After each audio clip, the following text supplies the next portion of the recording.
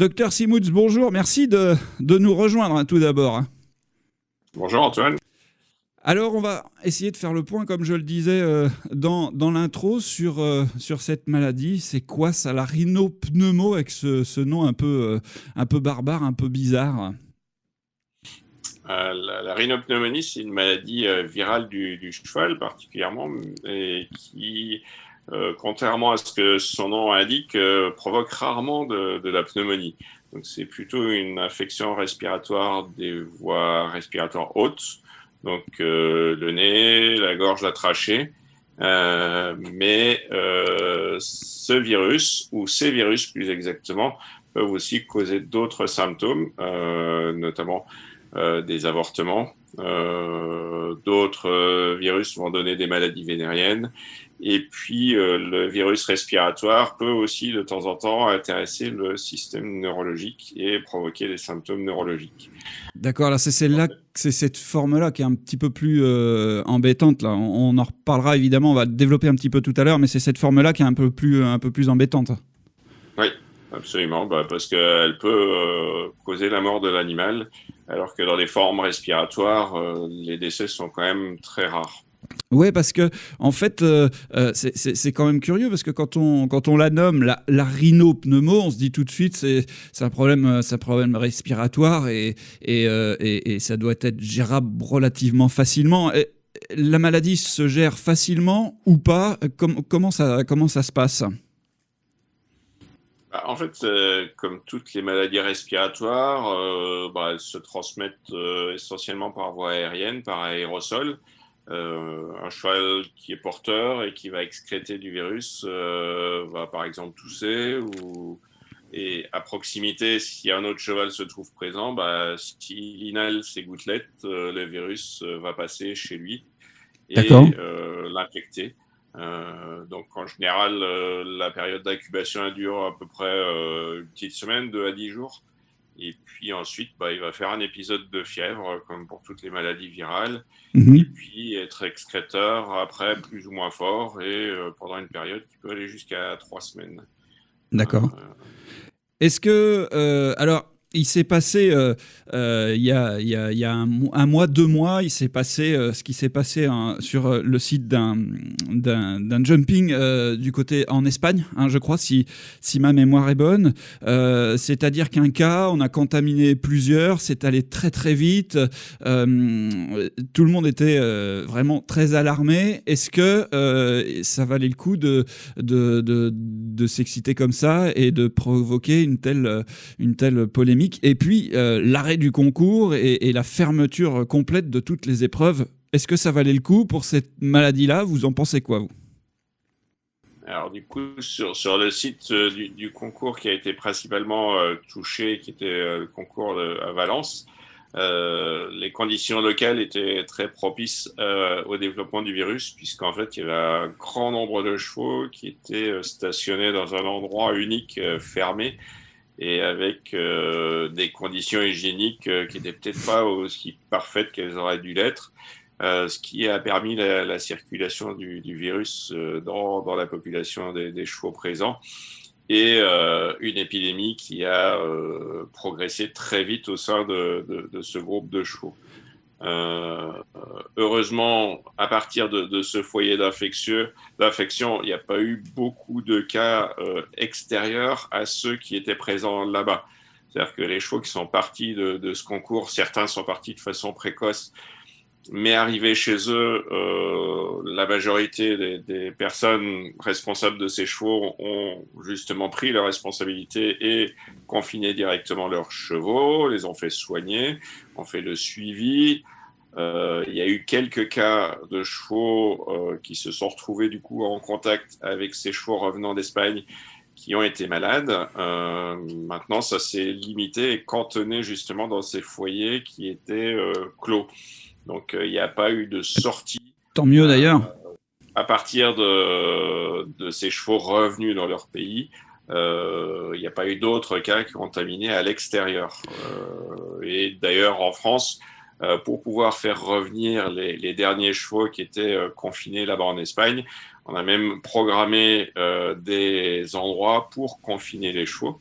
en l'occurrence particulièrement au parc équestre de la Motte, où actuellement il y a encore une petite dizaine de chevaux qui sont confinés et suivis, soignés, en attendant de pouvoir retourner dans leurs écuries.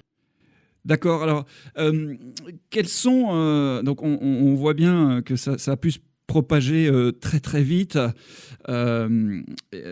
C'est pas forcément drôle, évidemment, dans sa forme la plus grave. Vous nous le disiez tout à l'heure au début. Quels sont alors là, on va parler évidemment de la vaccination. Quels sont les moyens de s'en prémunir de cette rhinopneumo? Est-ce que la vaccination est le seul moyen de l'éviter? Alors aujourd'hui, oui, de façon certaine, la vaccination est le meilleur moyen de s'en protéger. Même si éventuellement la vaccination n'est pas efficace à 100%, elle permet quand même d'éviter l'excrétion par le cheval vacciné lorsqu'il est éventuellement en contact avec le virus, qui peut malgré tout arriver. Mais cette excrétion, donc du coup, les risques de contamination à l'extérieur vont être beaucoup plus faibles. Et puis aussi, ça va limiter le développement de formes éventuellement plus graves.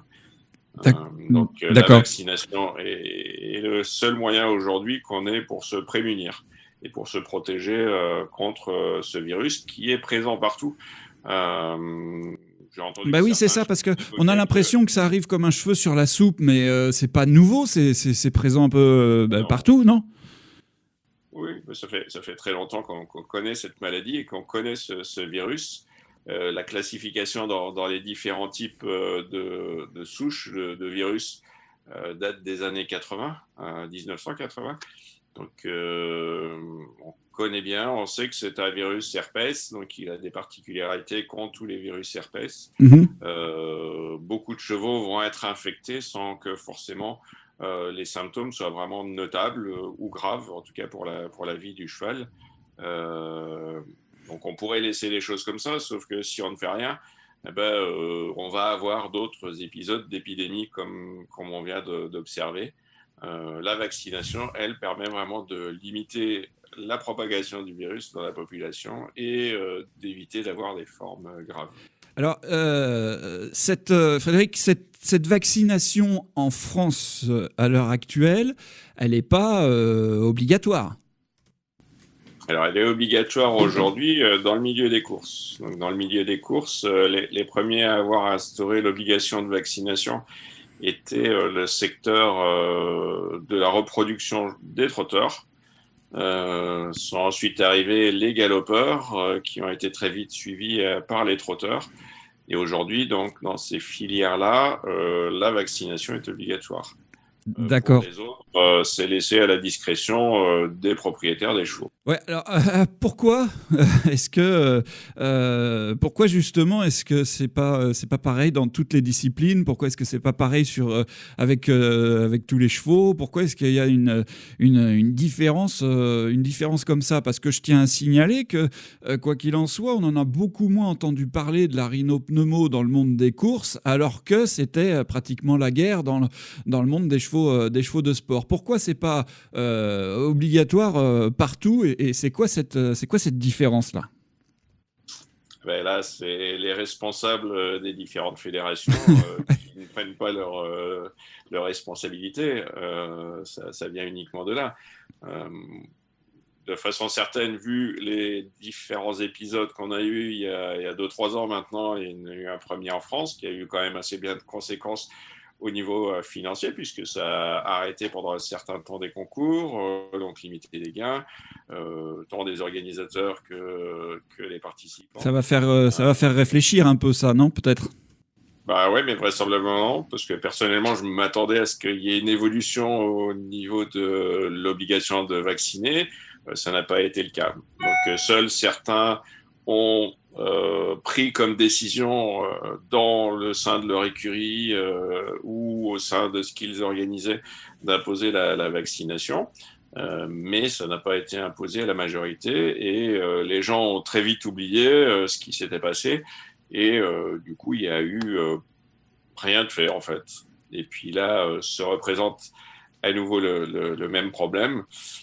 Et on voit que ça a provoqué un émoi certain pendant les 15 jours qui ont suivi l'annonce de la chose. Ouais. Mais très vite derrière, on voit que l'effet émotion retombe.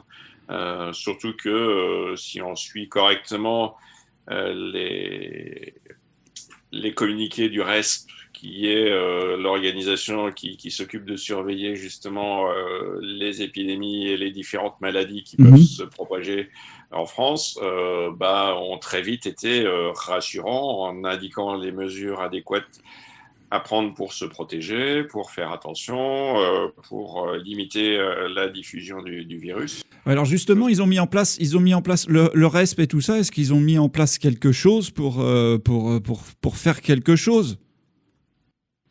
Le RESP, eux, oui, ils agissent et ils font leurs recommandations, mais D'accord. le RESP n'a pas autorité pour imposer. Ah oui, voilà, eux, ce sont juste des recommandations. Après, vous faites ce que vous voulez par rapport à cette maladie-là, c'est ça, non?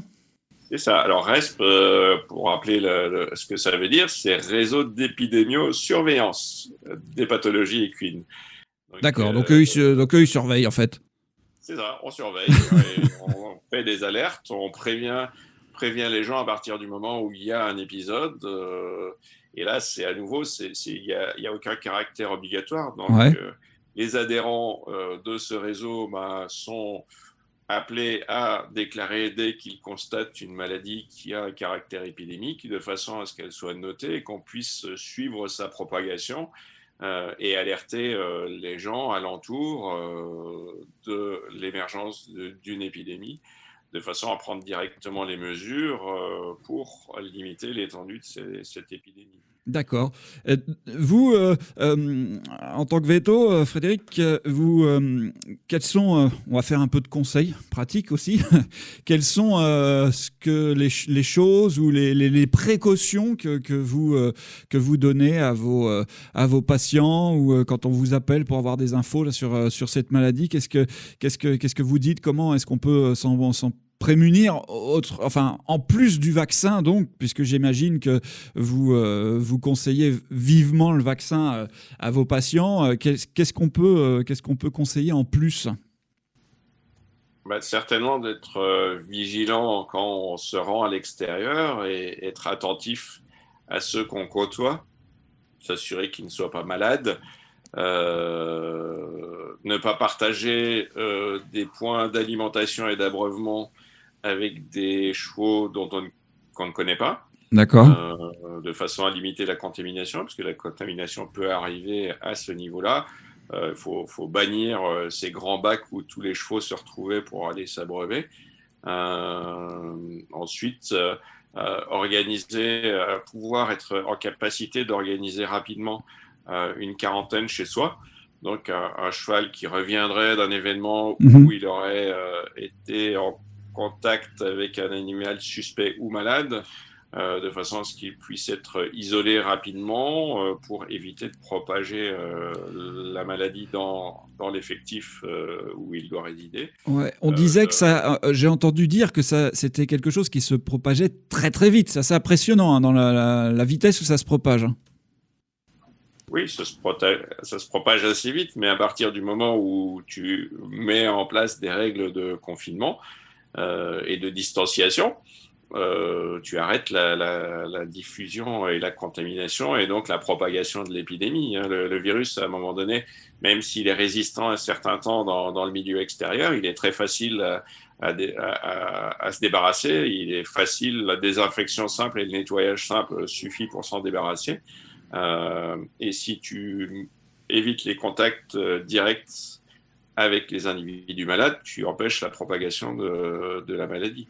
D'accord. Est-ce que on a une donnée saisonnière? On peut les chevaux attrapent plus facilement une forme, la rhinopneumo, forme sympa ou moins sympa, peu importe. Est-ce que y a une saison plus l'hiver, plus le printemps, plus l'été? C'est quoi les vecteurs un peu défavorisants pour attraper cette rhinopneumo? Je ne pense pas qu'il y ait une réelle saisonnalité. Ouais. C'est un virus qui circule à longueur d'année. Les contacts rapprochés lors des endroits fermés sont certainement plus propices à la propagation du virus. Maintenant, il n'y a pas de saisonnalité particulière. Hein. Le virus est présent dans la population de chevaux. On estime à peu près à 60% des chevaux atteints par ces virus, parce que comme tous les herpès virus, il y a certains portages. Donc une fois qu'un individu est touché par le virus, ben, il est porteur du virus. D'accord. Pour autant, il n'est pas malade. Et à la faveur de certains facteurs comme les fatigues, haut de maladie, baisse de forme, ben, il peut redémarrer l'excrétion du virus. Ok.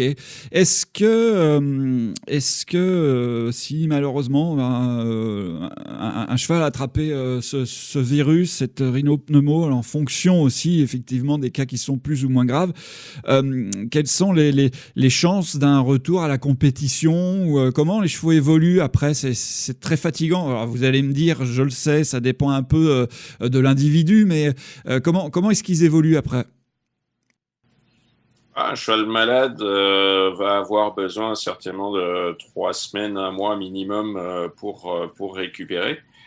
Pendant cette période, il va être au repos, donc de façon certaine aussi, derrière, il va falloir le remettre en condition physique, en espérant que les lésions au niveau de l'appareil respiratoire n'auront pas été trop sévères, ce qui est habituellement le cas. Et donc, je dirais qu'en gros, on peut espérer que le cheval en reprise de conditions physiques aboutie va être de retour en compétition après une infection à la rhino, je dirais 6 semaines, 8 semaines, parfois plus, ça dépend de la sévérité de la forme qu'il aura rencontrée, en tout cas pour les formes respiratoires.